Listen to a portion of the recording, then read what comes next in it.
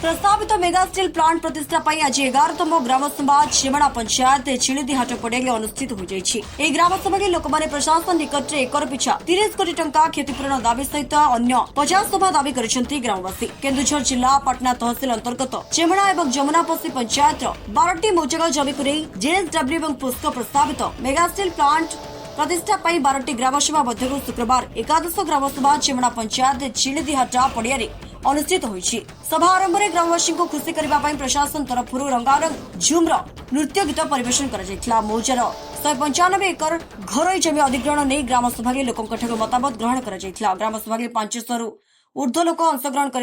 चिलिदा grammar मात्र 2 जन व्यक्ति निज निज दाबी उपस्थापन करथिले। आयोजित ग्रामसभा स्थानीय सरपंच हेमलता नायक अध्यक्षतार अनुष्ठित होता। अतिरिक्त जिलापाल तथा स्वतंत्र भू अर्जन अधिकारी रवीन्द्र कुमार प्रधान, समिति सभ्य मनोज महंत, वार्ड सदस्य पाटना तहसीलदार अश्विनी कुमार नायक, पाटना बीडीओ मानस रंजन दंडपाट, इटको जमी अधिग्रहण अधिकारी जयकिशोर पात्र प्रमुख जोग देथिले। अजित कुमार महंत घर चिल्दा आमर जो प्रस्तावित स्टील प्लांट जेएसडब्ल्यू एवं पस्क सहायता जो steel plant mega steel plant निर्माण होगा जो प्रस्ताव रही तार आज ग्रामसभा चिल्लाट है जाऊ बहुत लोक समर्थन मिलला। ग्रामवासी समर्थन देले दाबी आम मुख्यतः 30 कोटी टका रखीचु जमीर एकर प्रति मूल्य 30 कोटी टका रखीचु एवं ता सहित आमर प्रति परिवार 18 वर्ष 60 वर्ष पर्यंत समस्त कंपानी को चाकरी मिल प्रत्येक स्टेट लैंड गुड़क किपरि लोक पटा हो पार और स्टेट लैंड जहाँ पैसा पाइबे निज पटाभुक्त आम जमी भी से प्रकार से पैसा पाइबार दरकार एवं कौन व्यक्ति जमी कहीं असुविधा पड़े ना कारण सब प्रकार सुविधा आम गाँव में नेशनल हाईवे 2 कोट आम गाँ तेणु यातायात गमनागमन बैंक फैसिलिटी स्कूल फैसिलिटी ये समस्त प्रकार सुविधा ये तेणु समस्त प्रकार सुविधा थी जदि आम किसी असुविधा आगामी दिन में पड़ जाऊ निश्चित क्या आखिर लुह भए आम धैर्य से ग्रहण कर सरकार निकट में आज 50 दफा दाबी रखीचु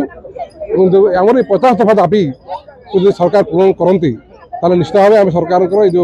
आगामी दिन में मेगा स्टील प्लांट चिंताधारा अच्छी करने आम अंचल जेएसडब्ल्यू पस्क सहायता आम तो समर्थन करूँ और आम कथार विरक्ति हमें क्या लोक क्या दुखर सरकार सहभागी हमें नहीं कई दुखर पड़ती आम समर्थन करूँ ना। आपण मैंने जानी राज्य सरकार जो उद्देश्य अच्छी बृहत उद्देश्य एक मेगा स्टील प्लांट हाँपाई ये प्रक्रिया आपण मैंने आम समस्ते उपस्थित रुहति सब आपण देखुँ मीडिया बंधु मैंने भाई मैंने आपण मैंने सब रोच आमर जिते ग्रामसभा हो आज 11तम एरिया 12 गोटी गाँव रु 11तम आज ग्रामसभा अनुष्ठित है चिल्दा ग्राम एटा चेमना पंचायत अंतर्गत आसूची तार अध्यक्षता आज सरपंच मैडम करुले अध्यक्षता आज ग्रामसभा है मंच में समस्त बीडीओ तहसीलदार आमर इडकोर लैंड जो अच्छा एडिशनल लैंड ऑफिसर से उपस्थित थे समस्त सरपंच समिति आमर नायब सरपंच रही वार्ड मेंबर रही एक चिल्लार ग्राम माने ग्रामवासी माने माँ माने बहुत शांति सुखाल सहित आज सहयोग कले से मतामत जो जो पॉइंट रे दाबी रखिंट से मतामत से सर्वोपरि पूरा शांति सुखाल सहित आज रही आमर ग्रामसभा संपूर्ण है से आपण मैंने समस्त मानू जो मैंने मीडिया भाई मैंने आप सब रोच धन्यवाद दूसरी ग्रामर समस्त आदिवासी मानक धन्यवाद दूसरी सरकार आम जो एक्ट रे करुचे से RFC TLA R&R एक्ट 2013 अनुसार हो जमी अधिग्रहण प्रथम कर आज यहाँ जानलु आम जे से गोटे दाबी रखिंट जो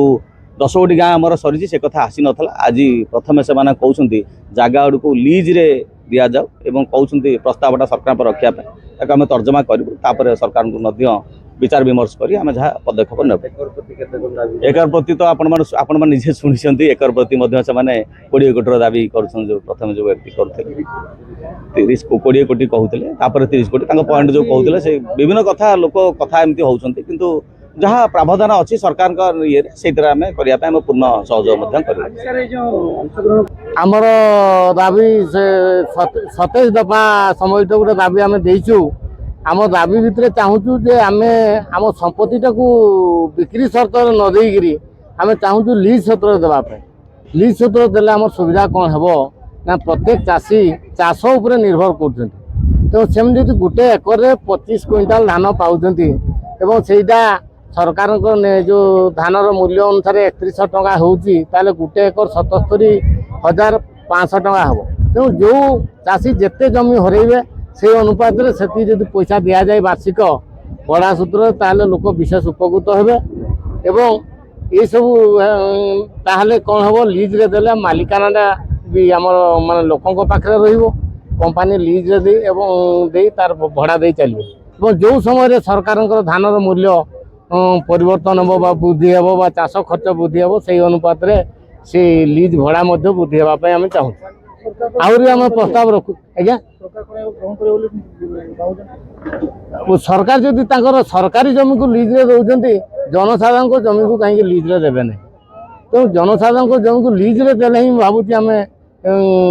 उपकृत हबू कहीं आजिकल कंपानी जो कौच चाकरी प्रतिश्रुति चाकरी मिलवा बेले बेले समस्या होती कहीं सब लोकर से भाया शिक्षागत योग्यता ना कंपानी चाकरी करने तेणु भावुँ लीज देले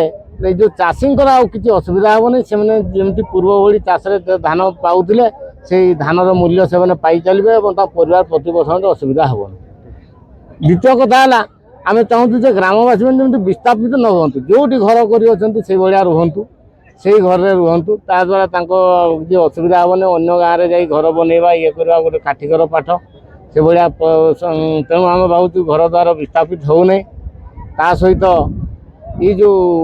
प्लांट एरिया जो हम ताको इको फ्रेंडली करा जाऊ रास्ता घाट उन्नतीकरण करा जाऊ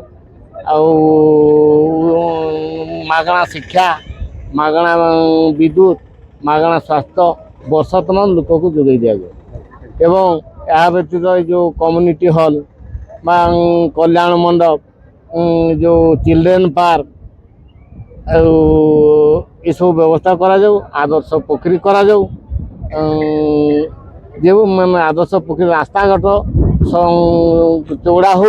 एवं कभर ड्रेन ये सब व्यवस्था करागले लोक विशेष उपकृत हेबे। केन्दुझर जिला प्रतिनिधि दशरथ बारिक रिपोर्ट स्वतंत्र ओडिशा लाइव।